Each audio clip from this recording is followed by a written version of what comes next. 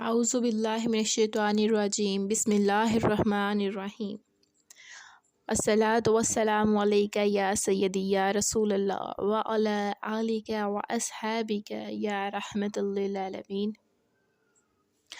سب سے پہلے تمام ناظرین کو میری طرف سے السلام علیکم۔ آج شب برات کی رات رزق لکھا جاتا ہے، موت اور زندگی کے بارے میں لکھا جائے گا۔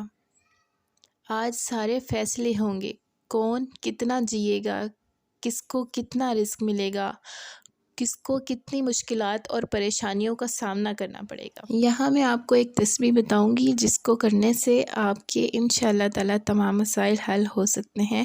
اللہ رب العزت کی ہمیں ویسے بھی عبادت کرنی چاہیے، اور شب برات چونکہ ایک بہت ہی معتبر رات ہے، اس رات ہمیں اللہ رب العزت سے خصوصی دعا کرنی چاہیے، نفل پڑھنے چاہیے، اور اللہ رب العزت کے سامنے گر گڑا کر دعا کرنی چاہیے اپنے اچھے نصیب کے لیے، اپنے عزیز و اقارب کے لیے، اپنے ماں باپ کے لیے، اپنے والد۔ تسبیح کی طرف جانے سے پہلے آپ سب سے گزارش ہے کہ اگر آپ چینل پہ نئے ہیں تو چینل کو سبسکرائب کر دیں، بیل آئیکن کو ضرور پریس کریں تاکہ ہر نئی آنے والی ویڈیوز آپ کو مل سکیں۔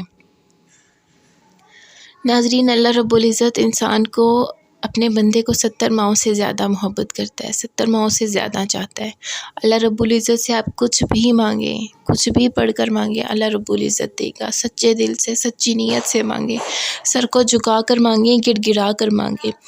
آپ نے درود ابراہیمی کی ایک تسبیح پڑھنی ہے، اور اللہ رب العزت سے جو بھی مانگیں گے اللہ رب العزت یقین کامل کے ساتھ آپ کو دے گا۔ وہ بہت بے نیاز ہے، رحیم ہے، کریم ہے، رب ذوالجلال ہے، والاکرام ہے۔ اس کا جلال پہلے آتا ہے، اس کا اکرام آتا ہے۔